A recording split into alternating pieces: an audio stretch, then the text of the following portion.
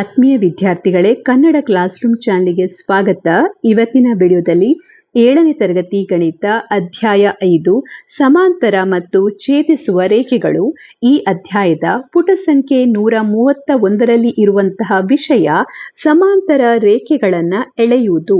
ಇದರ ಬಗ್ಗೆ ಕಲಿಯೋಣ. ಈಗ ಸಮಾಂತರ ರೇಖೆಗಳು ಅಂತ ಹೇಳಿದ್ರೆ ಏನರ್ಥ? ಉದಾಹರಣೆಗೆ ಈ ರೀತಿಯಲ್ಲಿ 2 ರೇಖೆಗಳಿದ್ರೆ ಇವುಗಳನ್ನ ನಾವು ಸಮಾಂತರ ರೇಖೆಗಳು ಅಂತ ಹೇಳ್ತೇವೆ. ಯಾಕೆಂದ್ರೆ ಈ 2 ರೇಖೆಗಳನ್ನ ನಾವು ಎಷ್ಟೇ ವೃದ್ಧಿಸಿದ್ರೂ ಕೂಡ ಅವುಗಳು ಒಂದನ್ನೊಂದು ಸಂಧಿಸಲು ಸಾಧ್ಯವಿಲ್ಲ. ಇವುಗಳ ನಡುವೆ ಇರುವಂತ ಅಂತರ ದೂರ ಒಂದೇ ರೀತಿಯಾಗಿರೋದ್ರಿಂದ ಈ ರೇಖೆಗಳು ಎಷ್ಟೇ ವೃದ್ಧಿಸಿದ್ರೂ ಕೂಡ ಒಂದನ್ನೊಂದು ಸಂಧಿಸುವುದಿಲ್ಲ. ಅಂತ ರೇಖೆಗಳನ್ನ ನಾವು ಸಮಾಂತರ ರೇಖೆಗಳು ಅಂತ ಹೇಳ್ತೇವೆ. ಸೊ ಈ ಸಮಾಂತರ ರೇಖೆಗಳನ್ನ ನಾವು ಯಾವ ರೀತಿಯಲ್ಲಿ ಎಳೆಯಬಹುದು ಅಂತ ಹೇಳಿ ಇವತ್ತಿನ ವಿಡಿಯೋದಲ್ಲಿ ಕಲಿಯೋಣ. ಸೊ ಸಮಾಂತರ ರೇಖೆಗಳನ್ನ ಎಳೆಯಲಿಕ್ಕೆ ನಾವು 2 ಉಪಕರಣಗಳನ್ನ ಉಪಯೋಗಿಸುತ್ತೇವೆ. ಮೊದಲನೇದು ಅಳತೆ ಪಟ್ಟಿ, ಇನ್ನೊಂದು ಉಪಕರಣ ಮುಮ್ಮೂಲೆ ಪಟ್ಟಿ. ಇದನ್ನ ಇಂಗ್ಲಿಷ್ನಲ್ಲಿ ಸೆಟ್ ಸ್ಕ್ವೇರ್ ಅಂತ ಹೇಳ್ತೇವೆ. ಹಾಗೆ ಅಳತೆ ಪಟ್ಟಿಯನ್ನ ಸ್ಕೇಲ್ ಅಂತ ನಾವು ಹೇಳ್ತೇವೆ. ಈ 2 ಉಪಕರಣಗಳನ್ನ ಉಪಯೋಗಿಸಿ ನಾವು ಸಮಾಂತರವಾಗಿರುವಂತ ಗೆರೆಗಳನ್ನ ಎಳೆಯಬಹುದು. ಸೊ ಅದನ್ನ ಯಾವ ರೀತಿಯಲ್ಲಿ ಎಳೆಯುವುದು ಅಂತ ನೋಡುವ.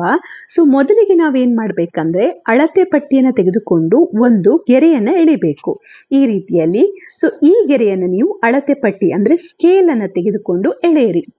ಆಮೇಲೆ ಇಲ್ಲಿ ಮುಮ್ಮೂಲೆ ಪಟ್ಟಿಯನ್ನ ಇಡಬೇಕು. ಸೊ ಮುಮ್ಮೂಲೆ ಪಟ್ಟಿ ಅಂತ ಹೇಳಿದ್ರೆ ಯಾವ ಉಪಕರಣ?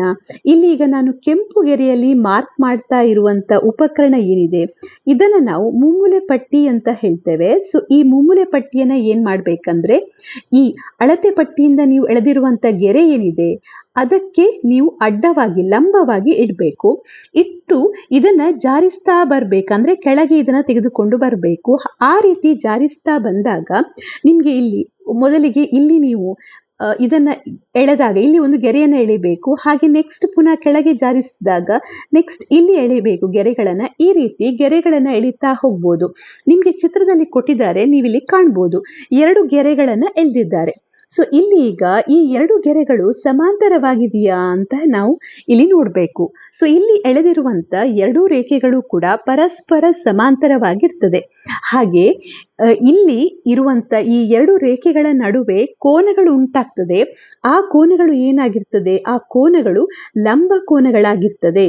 ಲಂಬ ಕೋನಗಳು ಯಾಕೆ ಆಗಿರ್ತದೆ ಅಂದ್ರೆ ನಾವಿಲ್ಲಿ ಮುಮ್ಮೂಲೆ ಪಟ್ಟಿಯನ್ನು ಉಪಯೋಗಿಸಿದ್ದೇವೆ, ಹಾಗೆ ಅಳತೆ ಪಟ್ಟಿಯನ್ನು ಉಪಯೋಗಿಸಿದ್ದೇವೆ. ಆದ್ರಿಂದ ಈ ಮುಮ್ಮೂಲೆ ಪಟ್ಟಿಯನ್ನ ಲಂಬವಾಗಿ ಅಳತೆ ಪಟ್ಟಿಗೆ ಇಟ್ಟಿದ್ರಿಂದ ಇಲ್ಲಿ ಉಂಟಾಗಿರುವಂತ ಕೋನಗಳು ಯಾವಾಗಲೂ ಕೂಡ ಲಂಬ ಕೋನಗಳಾಗಿರ್ತವೆ.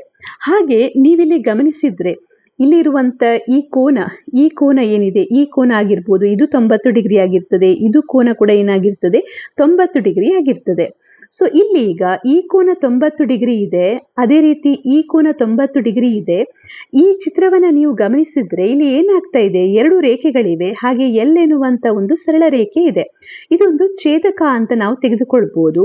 ಸೊ 2 ರೇಖೆಗಳನ್ನ ಒಂದು ಛೇದಕ ಛೇದಿಸಿದಾಗ ಅಲ್ಲಿ ಉಂಟಾಗುವಂತಹ ಅನುರೂಪ ಕೋನಗಳು ಸಮವಾಗಿದ್ರೆ ನಾವು ಏನ್ ಹೇಳ್ತೇವೆ? ಆಗ ಅಲ್ಲಿ ನಾವು ತೆಗೆದುಕೊಂಡಿರುವಂತ 2 ಗೆರೆಗಳು ಸಮಾಂತರವಾಗಿದೆ ಅಂತ ನಾವು ಹೇಳ್ತೇವೆ. ಅದೇ ಗುಣವನ್ನ ನಾವು ಈಗ ಇಲ್ಲಿ ಉಪಯೋಗಿಸಬಹುದು. ನೀವು ಅಳತೆ ಪಟ್ಟಿ ಮತ್ತೆ ಮುಮ್ಮೂಲೆ ಪಟ್ಟಿಯನ್ನ ತೆಗೆದುಕೊಂಡು ಒಂದು ಗೆರೆಯನ್ನ ಎಳೆದು ಮುಮ್ಮೂಲೆ ಪಟ್ಟಿಯ ಸಹಾಯದಿಂದ 2 ಗೆರೆಗಳನ್ನ ಎಳೆದ್ರೆ ಅಲ್ಲಿ ಕೋನಗಳು ಉಂಟಾಗ್ತದೆ. ಆ ಕೋನಗಳು ಏನಾಗಿರ್ತದೆ? 90 ಡಿಗ್ರಿ ಕೋನಗಳಾಗಿರ್ತವೆ. ಸೊ ಇಲ್ಲಿ 90 ಡಿಗ್ರಿ ಕೋನಗಳಾಗಿರ್ತವೆ. ಹಾಗೆ ಈ ಕೋನ ಮತ್ತೆ ಈ ಕೋನ ಏನು? ಅನುರೂಪ ಕೋನವಾಗಿದೆ. ಸೊ ಅನುರೂಪ ಕೋನಗಳು ಸಮವಾಗಿದ್ರೆ ನಾವು ಏನು ಹೇಳ್ತೇವೆ? ಅಲ್ಲಿ ಇರುವಂತ 2 ಗೆರೆಗಳು ಸಮಾಂತರವಾಗಿದೆ ಅಂತ ನಾವು ಹೇಳ್ತೇವೆ. ಯಾಕೆಂದ್ರೆ ಇಲ್ಲಿ 2 ಗೆರೆಗಳಿವೆ, ಹಾಗೆ ಎಲ್ ಎನ್ನುವಂಥದ್ದು ಏನಾಗಿದೆ? ಛೇದಕ ಆಗಿದೆ. 2 ಗೆರೆಗಳನ್ನ ಒಂದು ಛೇದಕವು ಛೇದಿಸಿದಾಗ ಅಲ್ಲಿ ಉಂಟಾಗುವಂತ ಅನುರೂಪ ಕೋನಗಳು ಒಂದಕ್ಕೊಂದು ಸಮವಾಗಿದ್ರೆ ಆಗ ನಾವು ಆ 2 ಗೆರೆಗಳನ್ನ ಏನಂತ ಹೇಳ್ತೇವೆ? ಸಮಾಂತರವಾಗಿರುವಂತ ಗೆರೆಗಳು ಅಂತ ಹೇಳ್ತೇವೆ. ಸೊ ಇಲ್ಲಿ ನಮಗೆ ಕ್ವಶನ್ ಅನ್ನ ಕೇಳಿದ್ದಾರೆ. ಏನು ಕ್ವಶನ್? ಈ ಎರಡು ರೇಖೆಗಳು ಪರಸ್ಪರ ಸಮಾಂತರವಾಗಿವೆಯೇ ಅಂತ ಕೇಳಿದ್ದಾರೆ. ಅದಕ್ಕೆ ನಾವು ಉತ್ತರವಾಗಿ ಹೌದು ಅಂತ ಬರೀಬಹುದು. ಹೌದು, ಈ ಎರಡು ರೇಖೆಗಳು ಪರಸ್ಪರ ಸಮಾಂತರವಾಗಿದೆ. ಅವು ಪರಸ್ಪರ ಸಮಾಂತರವಾಗಿದೆ ಎಂಬುದನ್ನು ನಾವು ಹೇಗೆ ಖಚಿತಪಡಿಸಿಕೊಳ್ಳುತ್ತೇವೆ? ಈ ರೇಖೆಗಳು ಮತ್ತು ಎಲ್ ರೇಖೆಗಳ ನಡುವೆ ಯಾವ ಕೋನ ಉಂಟಾಗಿದೆ? ಇಲ್ಲಿ ನಾವು ಬರೀಬಹುದು ಲಂಬ ಕೋನ ಉಂಟಾಗಿದೆ ಅಥವಾ 90 ಡಿಗ್ರಿ ಕೋನ ಉಂಟಾಗಿದೆ ಅಂತ ನಾವಿಲ್ಲಿ ಹೇಳ್ಬೋದು. ಈ 90 ಡಿಗ್ರಿ ಕೋನಗಳು ಅನುರೂಪ ಕೋನಗಳಾಗಿವೆ. ಅನುರೂಪ ಕೋನಗಳು ಸಮವಾಗಿರೋದ್ರಿಂದ ನಾವೇನು ಹೇಳ್ಬೋದು? ಇಲ್ಲಿರುವಂತ ಎರಡು ರೇಖೆಗಳು ಸಮಾಂತರವಾಗಿರುವಂತ ರೇಖೆಗಳು ಅಂತ ಹೇಳ್ಬೋದು. ಅದನ್ನ ಇಲ್ಲಿ ವಿವರಣೆ ರೂಪದಲ್ಲಿ ಕೊಟ್ಟಿದ್ದಾರೆ. ನಾವು ಮಮ್ಮೂಲೆ ಪಟ್ಟಿ ಬಳಸಿದ್ದರಿಂದ ಕೋನಗಳ ಅಳತೆ ಏನಾಗಿರ್ತದೆ? 90 ಡಿಗ್ರಿ ಇರ್ತದೆ. ರೇಖೆಗಳ ಸ್ಥಾನವು ವಿಭಿನ್ನವಾಗಿರ್ತದೆ, ಆದರೆ ಅವು ಎಲ್ ರೇಖೆಯೊಂದಿಗೆ ಒಂದೇ ಕೋನವನ್ನ ಮಾಡುತ್ತವೆ. ಎರಡು ಹೊಸ ರೇಖೆಗಳಿಗೆ ಎಲ್ ರೇಖೆಯನ್ನು ಛೇದಕ ರೇಖೆಯಾಗಿ ಪರಿಗಣಿಸಿದರೆ ಅನುರೂಪ ಕೋನಗಳ ಅಳತೆ ಏನಾಗಿರ್ತದೆ? 90 ಡಿಗ್ರಿ ಆಗಿರ್ತದೆ ಅಂತ ಕೊಟ್ಟಿದ್ದಾರೆ. ನೆಕ್ಸ್ಟ್ ಇಲ್ಲಿ ನಾವು ಏನ್ ಮಾಡ್ತಾ ಇದ್ದೇವೆ ಅಂದ್ರೆ, ಇಲ್ಲಿ ಇರುವಂತ ಈ ಪಟ್ಟಿಯನ್ನ ಇನ್ನೊಂದು ರೀತಿಯಲ್ಲಿ ಇಟ್ಟು ಪುನಃ ನಾವಿಲ್ಲಿ ಸಮಾಂತರವಾಗಿರುವಂತ ಗೆರೆಗಳನ್ನ ಎಳಿಲಿಕ್ಕೆ ನೋಡ್ತಾ ಇದ್ದೇವೆ. ಸೊ ಇಲ್ಲಿ ಈಗ ಚಿತ್ರವನ್ನ ಗಮನಿಸಿ. ಇಲ್ಲಿ ಒಂದು ಎಲ್ ಎನ್ನುವಂತಹ ಒಂದು ಗೆರೆಯನ್ನ ಎಳೆದಿದ್ದಾರೆ, ರೇಖೆಯನ್ನ. ಯಾವುದರ ಸಹಾಯದಿಂದ? ಅಳತೆ ಪಟ್ಟಿಯ ಸಹಾಯದಿಂದ. ಆಮೇಲೆ ಮುಮ್ಮೂಲೆ ಪಟ್ಟಿಯನ್ನ ಹಿಡಿದು ಈಗ ಮುಮ್ಮೂಲೆ ಪಟ್ಟಿಯನ್ನ ಮೇಲಕ್ಕೆ ತೆಗೆದುಕೊಂಡು ಹೋಗ್ತಾ ಇದ್ದಾರೆ. ಈಗ ಮೊದಲ ಚಿತ್ರದಲ್ಲಿ ನಾವು ಏನ್ ಮಾಡ್ತಾ ಇದ್ದೇವೆ? ಮುಮ್ಮೂಲೆ ಪಟ್ಟಿಯನ್ನ ಕೆಳಗಡೆ ಜಾರಿಸಿಕೊಂಡು ತೆಗೆದುಕೊಂಡು ಬಂದು ರೇಖೆಗಳನ್ನ ಎಳೆದಿದ್ದೇವೆ. ಇಲ್ಲಿ ಕೆಳಗಡೆಯಿಂದ ಮೇಲ್ಗಡೆಗೆ ಅದನ್ನ ತೆಗೆದುಕೊಂಡು ಹೋಗಿ ರೇಖೆಗಳನ್ನ ಎಳಿತಾ ಇದ್ದಾರೆ. ಸೊ ಇಲ್ಲಿ ಏನಾಗಿದೆ? ಎರಡು ರೇಖೆಗಳನ್ನ ನೀವು ಕಾಣಬಹುದು. ಚಿತ್ರವನ್ನ ಗಮನಿಸಿ. ಇಲ್ಲಿ ಒಂದು ರೇಖೆ ಇದೆ, ಹಾಗೆ ಇಲ್ಲಿ ಒಂದು ರೇಖೆ ಇದೆ. ಸೊ ಈ ರೀತಿ ನಾವು ರೇಖೆಗಳನ್ನ ಎಳೆದ್ರೆ ಈ ಎಳೆದಂತ ರೇಖೆಗಳು ಈಗ ಲಂಬ ಕೋನಗಳಾಗಿಲ್ಲ.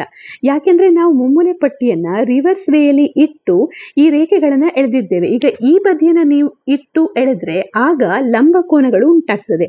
ಈಗ ಇನ್ನೊಂದು ಬದಿಯಿಂದ ನೀವು ರೇಖೆಗಳನ್ನ ಎಳೆದಿರೋದ್ರಿಂದ ಈಗ ಉಂಟಾಗುವಂತಹ ಕೋನಗಳು ಲಂಬ ಕೋನಗಳಾಗಿರುವುದಿಲ್ಲ. ಆದ್ರೆ ನೀವು ಈ ಕೋನಗಳನ್ನ ಅಳತೆ ಮಾಡಿದ್ರೆ ಕೋನ ಮಾಪಕದ ಸಹಾಯದಿಂದ ಇದು 40 ಡಿಗ್ರಿ ಇರ್ತದೆ, ಹಾಗೆ ಈ ಕೋನ ಕೂಡ 40 ಡಿಗ್ರಿ ಇರ್ತದೆ. ಇಲ್ಲಿ ಈಗ ನೀವು ಗಮನಿಸಿದ್ರೆ ಎಲ್ ಎನ್ನುವಂತಹ ಒಂದು ರೇಖೆ ಇದೆ, ಹಾಗೆ ಎರಡು ರೇಖೆಗಳು ಎಲ್ ಎನ್ನುವಂತಹ ರೇಖೆ ಈ ಎರಡು ರೇಖೆಗಳ ಮೂಲಕ ಹಾದು ಹೋಗ್ತಾ ಇದೆ. ಆಗ ಅಲ್ಲಿ ಉಂಟಾಗುವಂತ ಅನುರೂಪ ಕೋನಗಳು ಏನಾಗಿರ್ತದೆ? ಸಮವಾಗಿರ್ತದೆ. ಈ ಕೋನ ಇದಕ್ಕೆ ಸಮವಾಗಿರ್ತದೆ, ಹಾಗೆ ಈ ಕೋನವು ಇದಕ್ಕೆ ಸಮವಾಗಿರ್ತದೆ. ಸೊ ಇಲ್ಲಿ ನೀವು ಗಮನಿಸಬಹುದು, ಮೇಲ್ಗಡೆಯ ಕೋನ 45 ಡಿಗ್ರಿ ಇದೆ, ಕೆಳಗಡೆಯ ಕೋನ ಕೂಡ 45 ಡಿಗ್ರಿ ಇದೆ. ಅಂದ್ರೆ ಅನುರೂಪ ಕೋನಗಳು ಸಮವಾಗಿದೆ.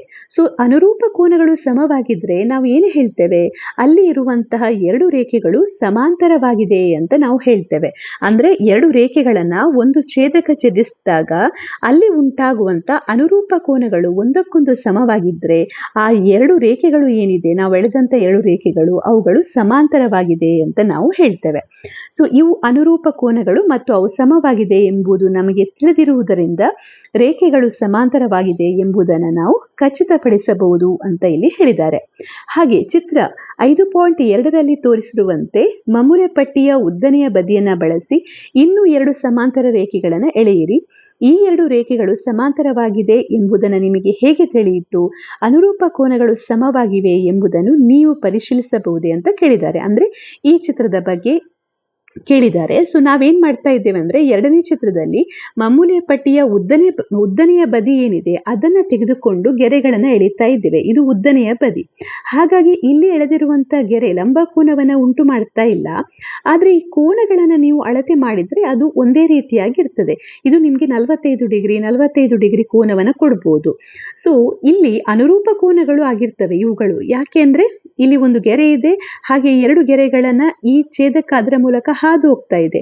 ಸೊ ಅನುರೂಪ ಕೋನಗಳು ಸಮವಾಗಿರೋದ್ರಿಂದ ನಾವಿಲ್ಲಿ ಹೇಳ್ಬೋದು, ಎಳೆದಿರುವಂತ ಎರಡು ರೇಖೆಗಳು ಏನಿದೆ ಈ ಎರಡು ರೇಖೆಗಳು ಒಂದಕ್ಕೊಂದು ಸಮಾಂತರವಾಗಿದೆ ಅಂತ ನಾವಿಲ್ಲಿ ಹೇಳ್ಬೋದು. ನಂತರ ಮುಂದಿನ ವಿಡಿಯೋದಲ್ಲಿ ನಾವು ಕಂಡುಹಿಡಿಯಿರಿ ವಿಭಾಗದ ಪ್ರಶ್ನೆಯನ್ನ ಉತ್ತರಿಸೋಣ.